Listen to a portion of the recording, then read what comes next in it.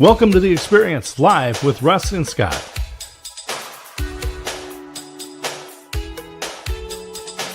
Join us every Wednesday at 7 a.m. Pacific, 10 a.m. Eastern on LinkedIn, YouTube, and Facebook.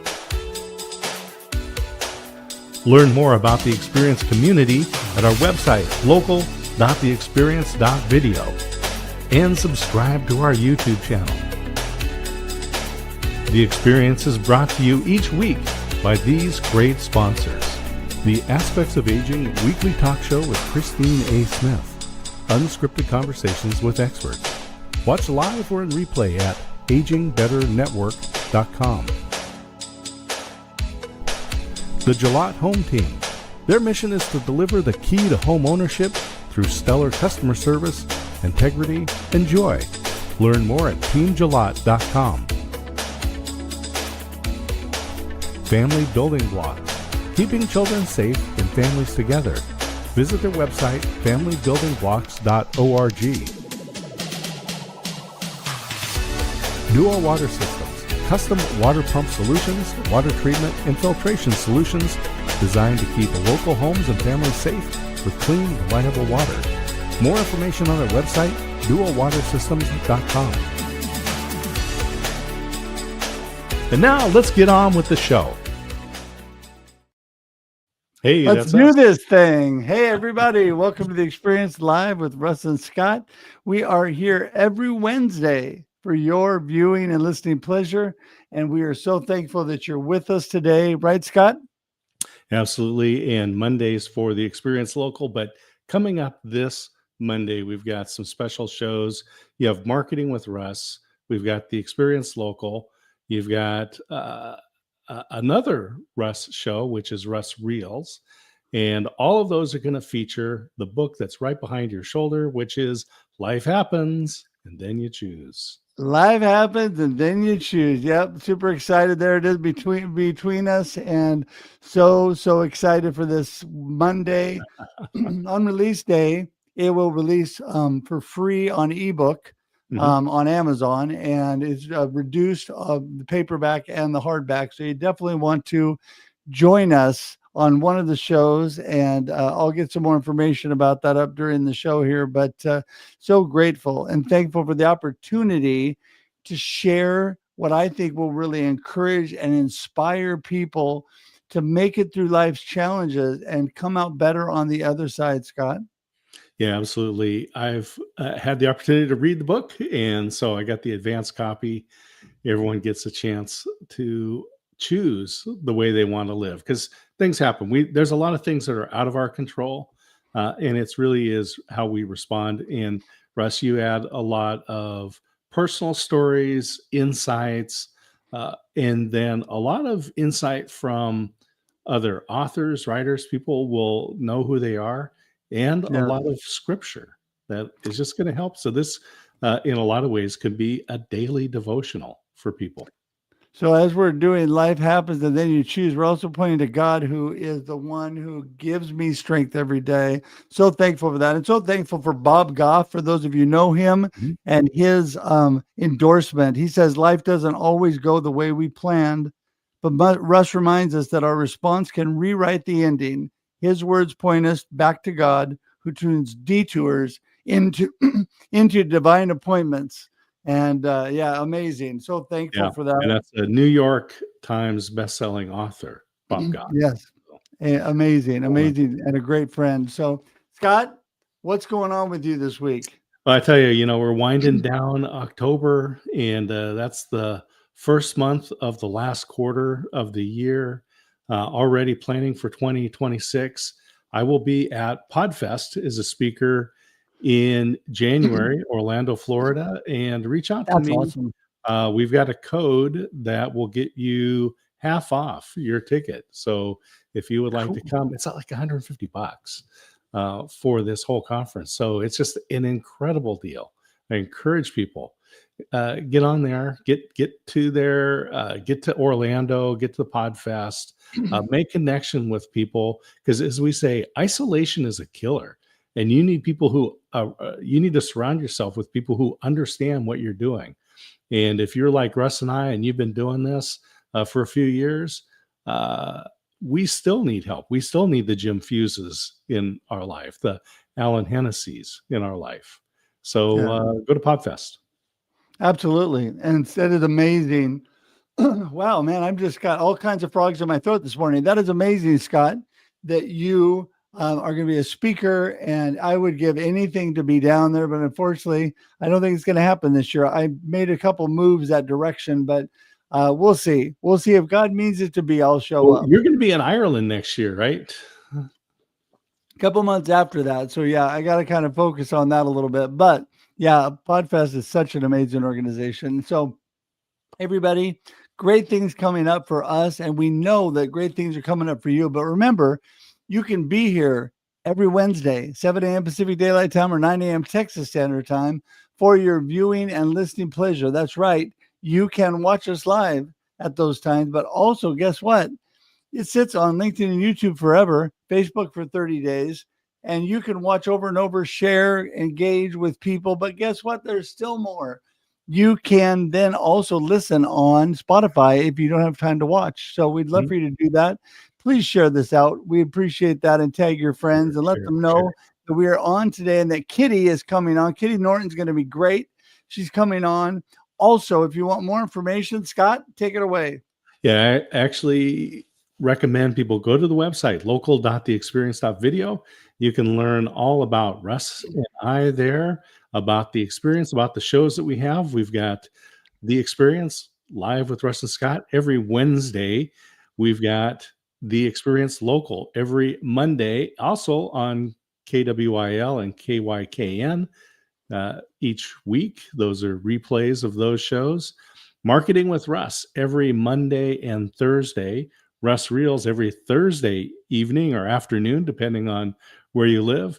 And then the Waco Experience, an American Story. That's my show. We just celebrated the 1-year anniversary of that show, which is broadcast on KBBW here in Waco, Texas, which has radio towers that broadcast from Dallas to Austin. And then, of course, it's a podcast everywhere. So wherever you listen to podcasts, look for the wacoexperience.com. Absolutely. And so grateful for all that. And before we bring Kitty in, I just want to remind you all the show next week. There we go. Scott's going to be interviewing me. We have a couple special guests that are going to pop in here on this show, The Experience Local. But before that, we have Marketing with Russ, where we'll have guests galore coming and going. You're going to join that. And at 4 p.m. Pacific Standard Time, Russ Reels Live will be on. Big day celebrating the book. And Scott, I am so grateful for you to help for that. I'm so grateful in the midst of everything you've got going on that you're I'm looking going forward to take time. to that time, Russ. I'm looking forward to the guests coming in, a lot of well-wishers, a lot of people who have been praying for you in your cancer journey and your family. And Yes. we're just grateful that the last scans have showed no disease. So Amen. Amen. So praise God. thankful. So thankful. You know, there's so much going on in life, and I still have a lot to deal with, but it's stuff that I can live with and learn to manage. Sometimes it hampers me, just like all of you. There's a lot of things going on that you have to struggle with, but the big one, the cancer, no sign of disease. So thankful for that, and God is so good. So, with that celebration note, I think it's time to get Kitty in. Yeah, absolutely. All right, here we go. Kitty Norton, drum roll. Brrr, ding.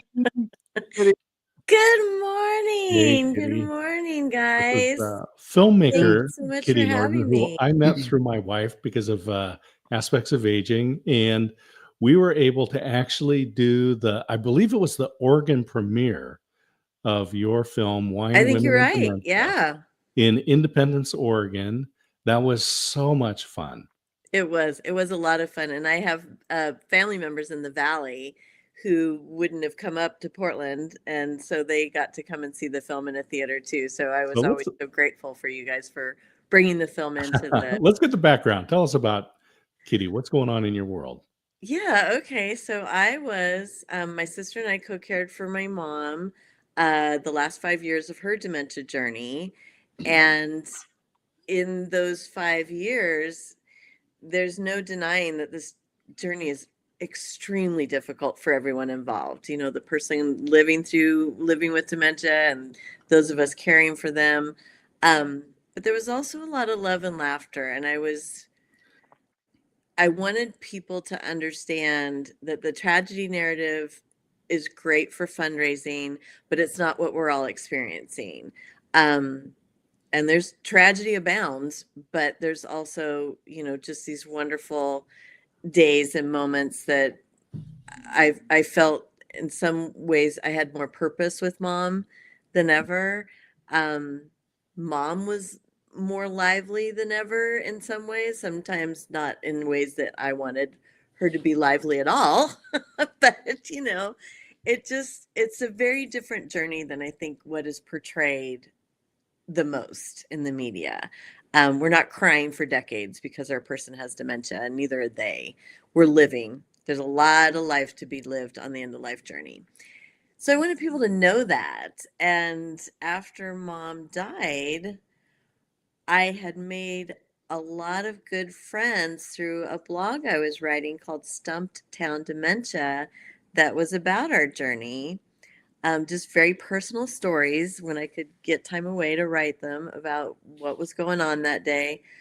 Um, and I had made these really great friends. And I decided that I wanted to run around the country and meet them in person. We had never met. We were just like emails and Facebook and FaceTime and all that stuff. And then I got to thinking, well, maybe these conversations might be really helpful for other caregivers. And that's how this film became a movie and a documentary. So I know, I it's rolled around the amazing. country. So amazing. So amazing. And Kitty, you and I talked. We have so much in common. You're living where I grew up. Our parents both dealt with this. And, you know, we talked about my hashtag happy moments with mama. You know, there is joy in life in the midst of struggle. And I was able to do something similar to you, although yours is way more in depth and wonderful what you did. And that is display my mama showing joy in the midst of going through with me, the two of us, doing our hashtag happy moments with mama, our hashtag lapping and laughing. That's what she always called it, is we took laps around her memory care and laughed and sang and had so much joy. And caregivers who are struggling, is so on the edge of depression, the things that we can do to maybe lift them just a little for a moment make a big difference. And I think your movie has definitely done this. Have you ever done anything like that before? Was this your first foray into movie making, or did you have that in your background? No, it was definitely my first foray into a feature film and a documentary. I was, when mom was first diagnosed, a couple of years after that, my dad was her primary caregiver. I moved down to LA and I was working in post production. So I worked on several NBC shows, a lot of little gigs, trying to get my union hours. And I was an assistant editor, so I knew a lot about post production. And I even knew about production. It was never my favorite thing, so I didn't really study that. But I loved post. I loved getting the films, the footage, and then seeing what my editors would do with it. And sometimes they'd let me cut a scene, and it was amazing. So I knew that process. Um, and I guess the rest is I was just ignorant enough not to know that I shouldn't be making a movie. So I just plowed ahead. So we Hey, have good morning, the Christine. we have the Waco Independent Film Festival here, and I was able to interview Samuel and Lewis that I founded was that. listening to that last night. I didn't get to finish it though, but Oh, well, and then I am one of the filmmakers from Austin. But what I found out through the process is that there are probably thousands of film festivals around. We hear about the big ones, right? Sundance or Cannes or something like that. But you also did that circuit. Tell us a little bit about that experience and that the was a awards. blast. Yeah. So oddly enough, there's political aspects you have to think about even with film festivals. Like, everybody wants to save their festival debut for like the biggest festival they can get. And, once we didn't get into Sundance, I was like, you know what? I really just I know this film isn't going to be, this film is for caregivers, and it isn't going to be the one that's really picked out for these bigger festivals. So, we still applied for them, but I was just like, I'm taking anything, anybody, any community that we can get into and reach caregivers, we're doing it. So when we would book a festival, like we played the Waco Indie Festival, I'd start calling memory cares as soon as we found out that we were going to be in it, and sending them information, and, call the Alzheimer's Association and send them information, because I wanted to get to these caregivers. That was my biggest draw. But it's just fun going to film festivals. People are excited to meet you. They, are excited to talk about the film. It was kind of my first introduction into how the film was really going to be perceived, as opposed to how I was hoping, and some of that came true, but there were ways that people were utilizing this film in their journeys that I hadn't thought of. It hadn't, it was like new ways for people to bring this film into and improve their journey.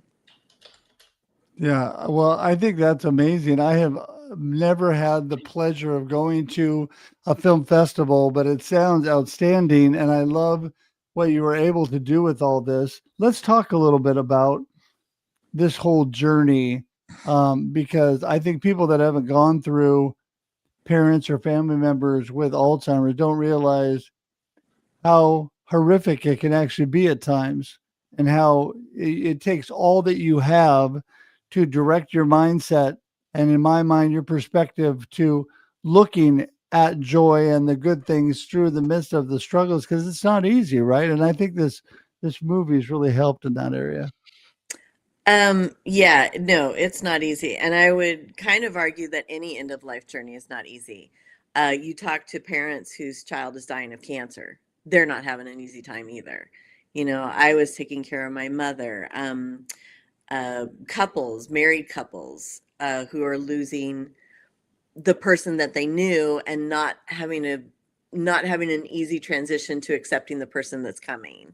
That's incredibly difficult.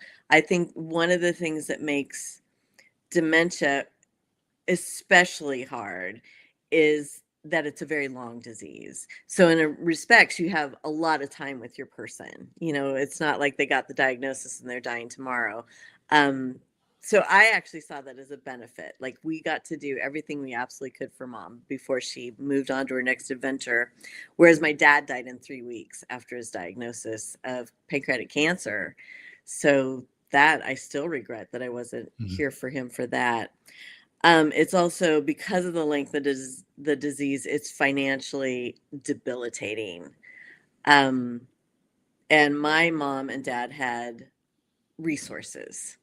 So that made it a much easier journey for us.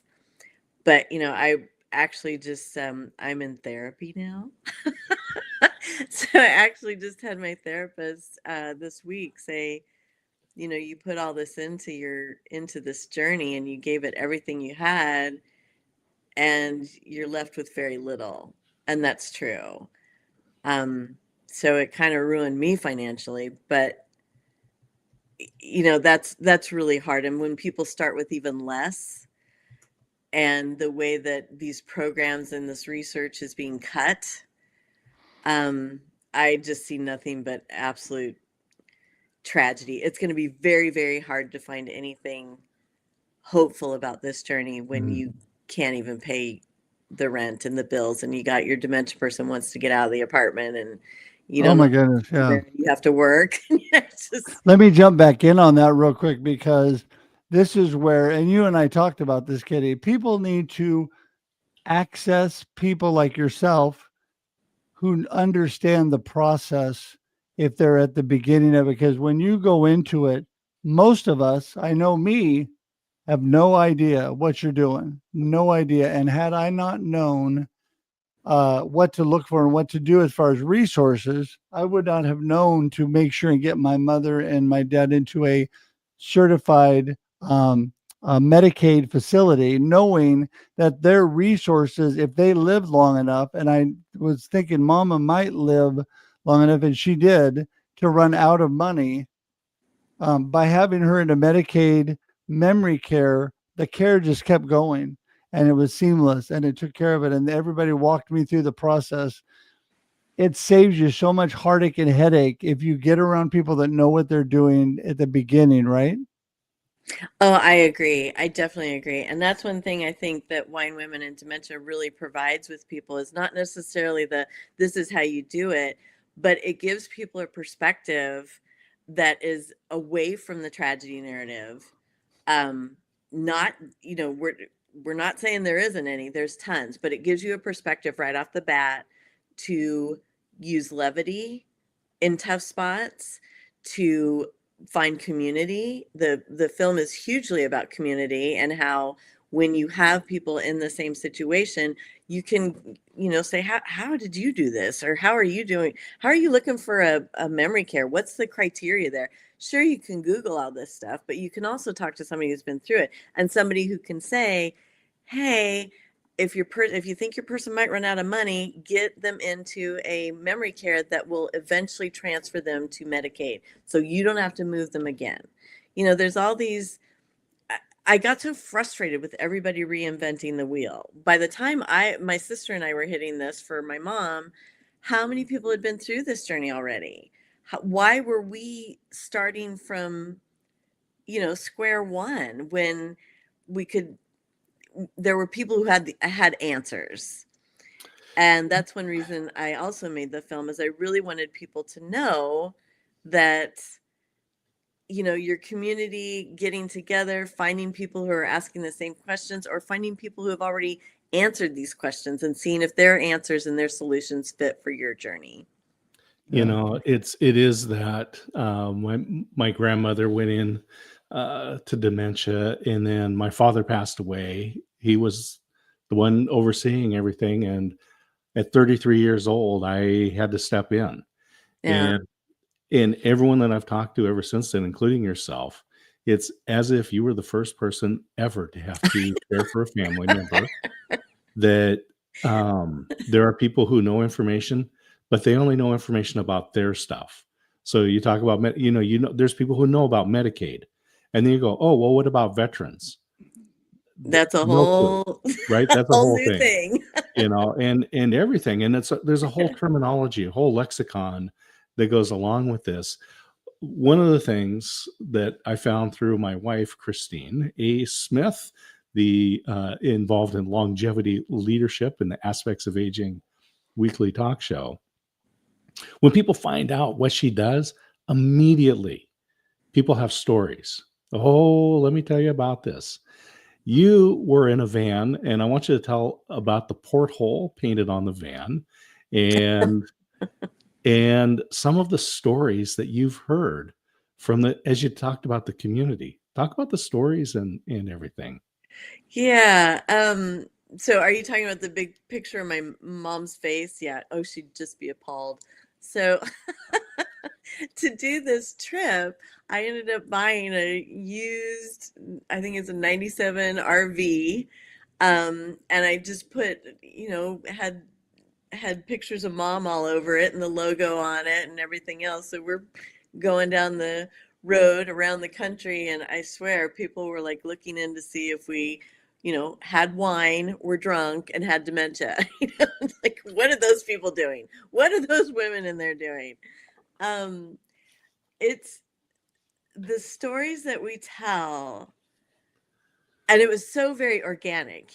I had a few questions for everybody, but then we just get on a roll. And like Veronica and I both talked about our mothers leaving the first time they wandered, and some of it's very funny and some of it's just like, man, I couldn't, I just was crying. I was just bawling. Allison tells a story about a burial of a family bunny that nobody ever forgets the bunny story. It's out of control. And, we tell the stories about the really tough stuff too, about the days that, you wake up and you kind of hope your person's not alive in the next room. You know, you're just exhausted, you're tired of seeing them go through this, and you want release. You know, and what's that feel like? What's that like when that's what you think?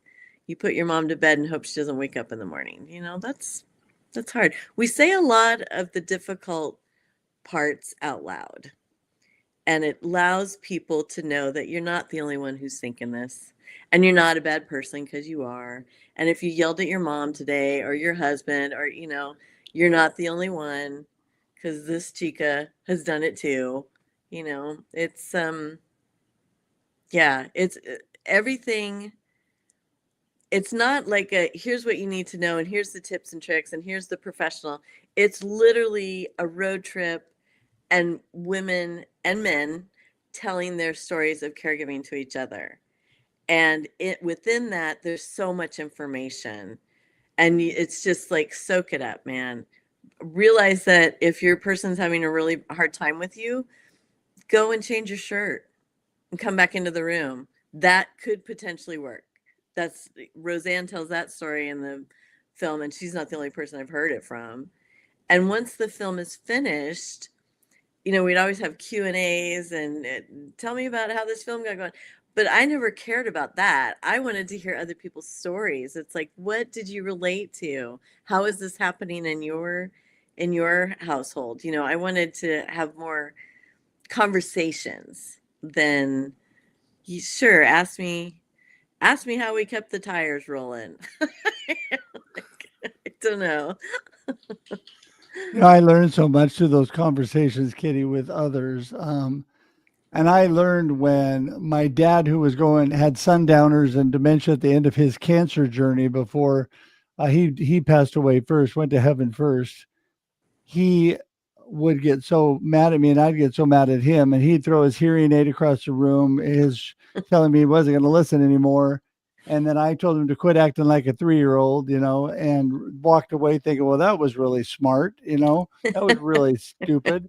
But I learned that when he was having trouble, if I left and came back an hour later, it had all cycled, and I was the best son ever. He loved me and everything was great. And we were back to even ground. And so that's what I learned to do. I learned to just go with what they were doing and just leave when things weren't going well and come back.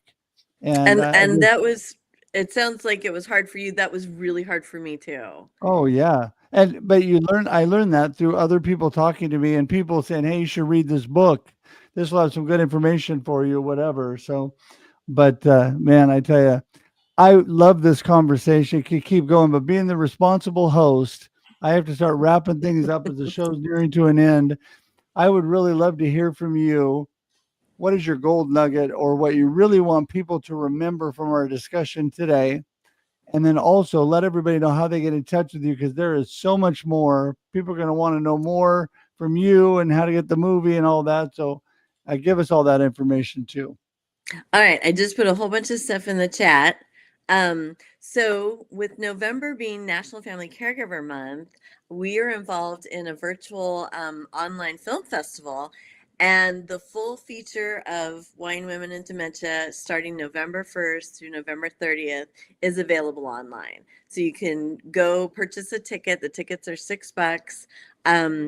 Get your family together around the TV and watch the entire film. And it really opens up a lot of conversations between people. And it allows you to kind of look at some of the really tough stuff in a different way. So the online film festival, the ticket link is there, website and newsletter. Would love to have you come join our newsletter. I put out about once a month to twice a month if I'm lucky, if I have time.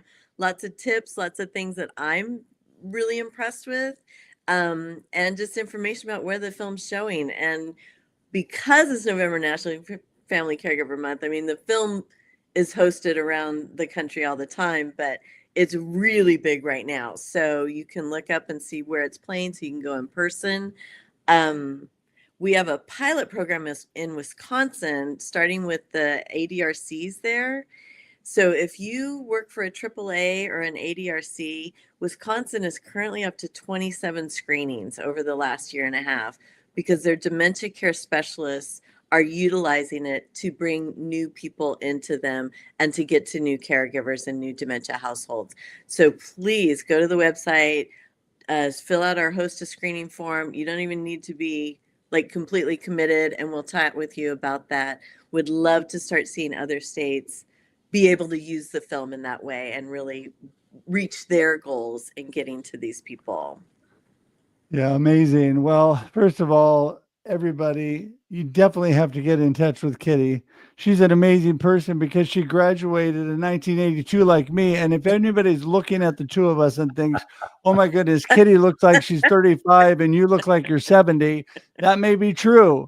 So, but anyway, but Well, I tell you, my secret is I'm super immature. there you go.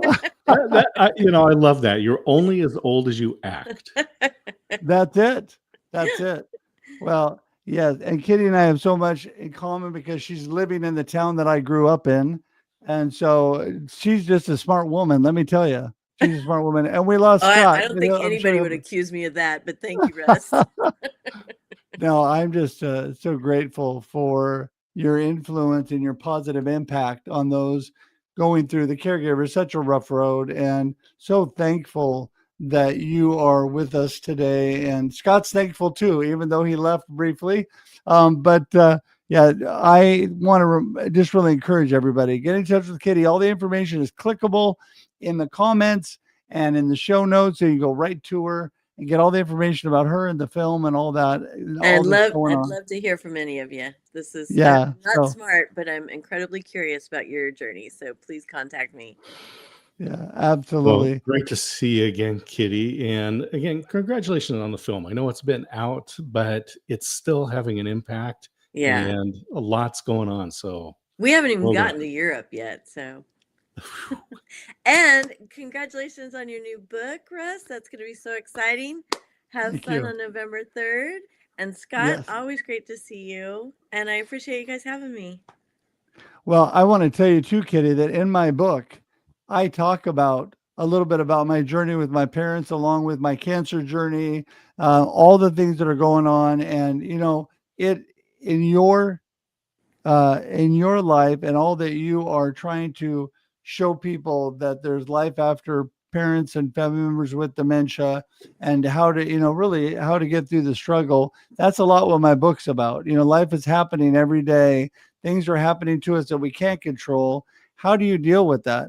Right? How do you deal with that every day? So I'm excited about that coming out. Thank you. Make sure you get your copy on Monday, Kitty. It's free on Amazon on the download. So, all right. Well, listen, we're going to send you to the green room and say goodbye, but hang tight for just a minute. All right. Yes. All right. Thank you. Well, it's fabulous. Well, Scott, I'm glad you're back. I have somebody to talk to now that she's gone. Just be careful when you're trying to resize a window. You might jump out. So, but it was fabulous to hear from Kitty. Thank you to everybody that commented and watch the movie. Like I said, it's coming up. Wine, Women, and Dementia. All the stuff is there, and follow Kitty. So much great information, and everybody, like I said, it is clickable in the comments, in the show notes. Please, please, please go to that. And Kitty had given me a bunch of information that I posted as well about how to get information about the film. And I'm going to go back to that here. So there's her connection information. Here's some information she gave me about the film, all in the comments. And so please check all of that out. And Scott, any last comments before we wrap things up for today? I just tell everybody, tune in Monday and get the book. So set up get your Kindle all ready and download the book. Free, as Tom Peterson used to say, free is a very good price. Oh, yes, it is. Yes, it is. So we're looking forward to seeing it. There we go. Tom Peters.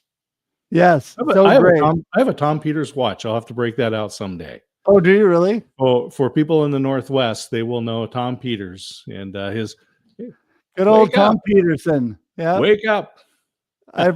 We used to have to try to stay up all night when I was young, and we'd see Tom Peterson going, knocking on the glass, and I just remember that. Wake up. Yeah. All right, right. Scott. Good Well, stuff, listen, Russ. it's been a blessing. Have a great and awesome rest of your week, everybody. We'll see you next week. Until then, enjoy life and enjoy.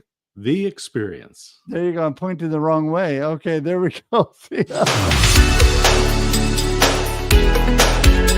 Thanks for tuning in to The Experience live with Russ and Scott. If you enjoyed today's show, please share it with others, post about it on social media, or subscribe on YouTube. See you next time.